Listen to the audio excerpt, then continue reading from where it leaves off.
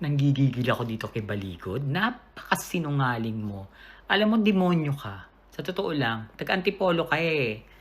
Kilala kita. Marami akong anak-anakan sa Antipolo at alam ko ginawa mo sa pamilya mo, sa asawa mo. Alam ko, hindi ka lulusot sa akin. Alam mo, ikaw na mismo nagsabi ng pangalan ni, sino ba yun, yung General Sodusta? Siya ang head ng security ni Saldico. Yung 100 plus na security ni Saldico, ang may hawak niyan, si retired General Sodusta, Jeff Sodusta. Binanggit mo yan. Diba? Anong sabi ni Ma'am si Alan? Sa kanilang pag-usapan, yung mga binanggit mong pangalan, pwede namang ipatawag sa susunod. So, biglang umarte yung isa sa 18 Marines. So, hirap na hirap sila para sa bayan ang ginawa nila. Bakit sila ginaganyan? Bakit sila binabatikos? Hindot.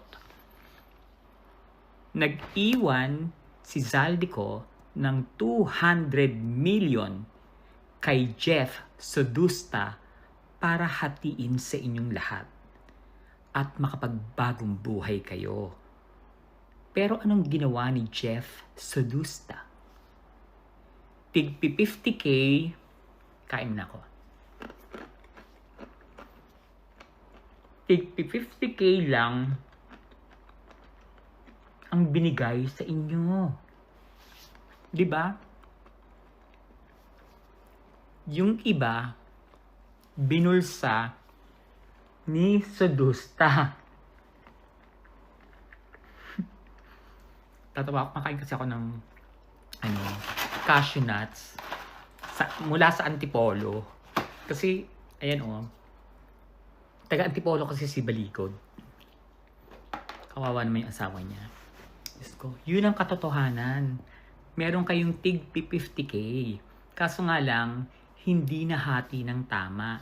Hindi ko na, pakimath nga yan. Pakidivide nga yung 200 million sa 100 na security, kung magkano yung dapat nilang matanggap. Parang yata, 200,000 isang tao, isang security. Pero ang binigay sa kanila ni Sodusta, 50K lang. Ngayon yung iba, okay naman. Umuwi sa probinsya, yung iba naghanap ng trabaho. Pero itong gagong 18 Marines na to, mga mukhang pera, ang ina nyo, dinamay nyo pa kami. Dinamay nyo pa ang bansa, ang mga Pilipino na magkaroon ng gulo sa punyetang maleta na yan. 'Di ba? Pinost ko na yung video na namamalengke kayo. Sabi nyo pa nga, ang daming tumatawag sa inyo, nag-o-offer Yun yung katotohanan dyan. Baligod, hindi mo hinanap ang 18 Marines. Tulad ng sinasabi mo na meron kang kakilala na kilala si Sodusta sa pambinanggit na pangalan Pero nung dediretso mo yung kwento, hindi mo na dapat babanggitin dun si Sodusta. Yung isang general lang babanggitin mo. Kasi alam mo yung totoong pangyayari na binudol yung 18 Marines at gawa-gawa lang nila yung maleta na yan. Script nyo ni Alan yan. Just, kung hindi kayo lulusos sa akin, ipakwento mo sa 18 Marines. Sige nga. Alam kong alam mo yung kwento na yan Kapag hindi mo yan kinwento at hindi ka nagsabi ng katotohanan, sinusumpa ko, gagabain kayong lahat. Kakarmahin kayo, gagabain kayo kasi dinamay nyo pa ang Pilipino, ang Pilipinas. Diba? Gumawa kayo ng problema ng kasinungalingan. Nag-iwan si Saldico, kung naririnig mo to. Kilala mo ako, diba? Diba? Nag-iwan ka ng 200 million kay Sodusta para ibigay dyan sa mga buwisit na mukhang perang 18 Marines na yan. Na ngayon, pinagkakapirahan nila, libre daw sila, wala daw silang bayad.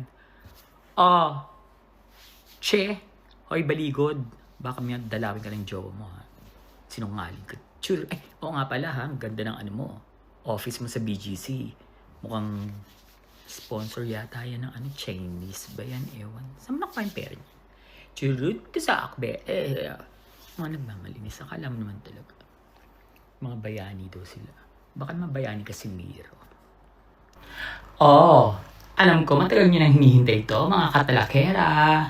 Pagdating sa Marites, kayo talaga, kahit kailan, unang-una kayo. Umpisahan na natin! Natatandaan nyo ba tong video na to na aking in-upload sa TikTok? Ayan yung video na in-upload ko sa TikTok na bahay ng escabeche ng isang tao na involved sa DPWH Flight Project. Nakatayo ko ng kotse at ng motor at ayun yung maleta. Natandaan niyo yan? Panalo, diba? May iba, balita ako sa inyo. Kung ano na ang ganap ngayon na escabeche. Kawawa naman si Men. Ko, wala na. Pilitan na lang. Kaya mga escabeche, nanihira ng buhay ng pamilya. Hays, naku, ganyan talaga ang buhay. Alam nyo, yung mga escabeche na ganyan, katulad ng isang, yung vlogger-vlogera na nagtatrabaho sa office ni Marcoleta. Diyos ko, ganyan talaga mga eksena nila. Pagtapos nilang hut-hutan ng pera, yung mga nakasama nila. Alam niyo na, tapos biglang sisiraan. Pero itong si girl, iba yung drama nito. Meron na siyang bagong jowa. Biro mo, after niyang makinabang sa pera ng taong bayan, ay, pinalitan agad. My God! Diyos ko, kawawa naman. Kawawa naman si mentor niya na involved, na nakulong yata ngayon na nasa ospital pa. Pinalitan na lang. At alam niyo kung sino ang pinalit? Gusto niyo makita. Pero, tingnan muna natin. Sasabihin ko muna sa inyo yung mga naging ari-arian niya, yung mga ginawa ng lalaki, na nakatulong sa kanya sa pamilya niya, naging milyonarya siyang bigla, di ba? Ang alam ko lang kasi is, si Men yung nagpasimento ng buong barangay niya sa Pampanga. Tapos, yung pera din ng lalaki ang ginamit sa pagtakbo ng kapatid na tomboy sa barangay nila. Kasi nga napasimentohan yung barangay, di ba? Pogi points yun sa isang kandidato. Nagamit ang pera ng taong bayan. Number 1 na kagawad or something like that. I don't know kung hindi ko kasi beto mga tombolina. Parang si Sayat. Pompiang yan eh. Tapos, may resort. May resort at ang mga tao kapag dumadalaw sa bahay nila, talagang pinakikita pa yung mga pictures ng mga signature bags na nasa estante. Alam niyo ako, hindi sa pagmamayabang, nagkaroon din ako ng ganyan. Marami akong naging collections na ganyan, pero wala rin maitulong. Pinagsawaan ko din nung nasa Japan ako, binibigay lang yan sa akin ng customer. Isang hawak lang sa jogging ko, may Bulgari na ako, no? Charot. Ito yung mga katulong. Ewan ko kung katulong to, ewan. Ay, di ba, taray? Naka-estante pa yung mga branded bags. At nagpa-picture pa to mga, sino ba to? Mga kasabot ba to? Mga nabigyan din ba to? Charot. At eto naman ang kanyang family. Ayan sa gitna, si Jackie Velarde. Ang escabeche. Hindi ko makita dyan kung sino yung tomboy eh. Ito yata nasa kaliwa. Yan yung kumandidato o yung nasa taas. Yan yung kumandidato na gamit ang pera ng taong bayan. Pero alam ko kung saan kayo interesado. Interesado kayo makita kung sino ang bagong boylet ni girl. Mga chismosa kayo ha. O siya, eto na ang kanyang boylet. Kayo nga mag-judge, pogi pa. Kasi para sa akin parang wala lang. Hindi pa sa akin yan. Charan! Ayan sila. Nag-date na agad ha. At ang lakas ng loob magpa-picture. Na Charlie's Angel ko. Ayun si Jackie Velarde. At yung katabi niya ang kanyang boylet na ang pangalan ay nagsisimula sa letter J. Ang kanyang pangalan at ang kanya namang surname ay nagsisimula sa letter V. Jackie Velarde. O hindi, yun yung pangalan ng babae. In fairness, magkapareho sila ng J and V. Yung babae, JV, tapos yung lalaki, JV rin. Parang pinagtagpo sila talaga ng pagkakataon. Nakadestined sila to each other, sabi nga nila. Hulaan nyo, pangalan ng lalaki. Nakakaloka, no? Nakakaloka yung eksena ng mga ganitong klaseng tao. After pakinabangan ng isang, sabihin na natin na may nagawang masamang yung lalaki, pero ibinigay sa kanya yung lahat, at tapos ganito lang yung igaganti. Agad-agad. My God.